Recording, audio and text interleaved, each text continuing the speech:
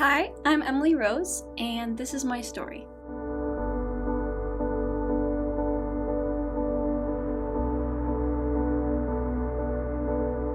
So, when I was a kid, my parents told me all about God, all about Jesus, and I don't know, I thought it was kind of cool, I guess. And then they would take me to church all the time, and if I'm being completely honest, I had a really hard time not falling asleep. But I always remember getting really distracted and looking at the big stained glass windows and how the light would just like pour through and the colors would dance everywhere, like ruby and emerald and sapphire, just these beautiful, beautiful, beautiful colors. Needless to say, I didn't really pay attention. So I got a little older and I started listening even less. And I thought I had to do everything on my own. I felt like I had to carry everything on my own. I felt little pieces of me just start to crack and fall away. So I moved away to a big city and started to feel less and less and less like myself. I moved away from my family, from anything familiar, and it had been a really long time since I heard anything about God. There were points when I just felt so alone and so empty. I felt like there was nothing really left. Like every single piece of me had just shattered, and I didn't have the strength to pick up the pieces.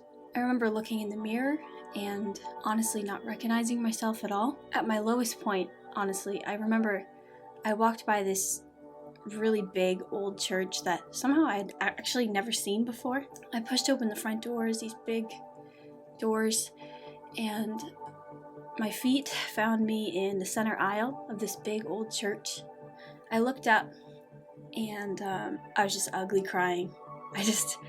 These massive tears rolling down my cheeks, and I fell on my knees and I just yelled really loud. I said, "Where are you?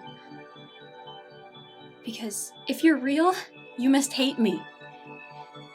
And in that moment, I just felt something move in my heart. And I closed my eyes and I heard, "Daughter, I'm here. I've always been here."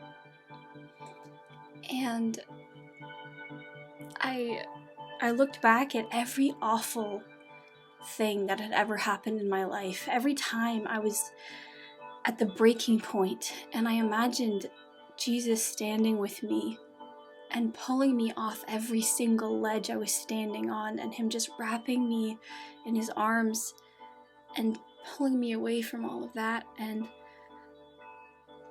yeah, without any light, a stained glass window is just dark. It's just shadows and shapes, and you can't really see the beauty of it at all. In my case, the window had just completely shattered.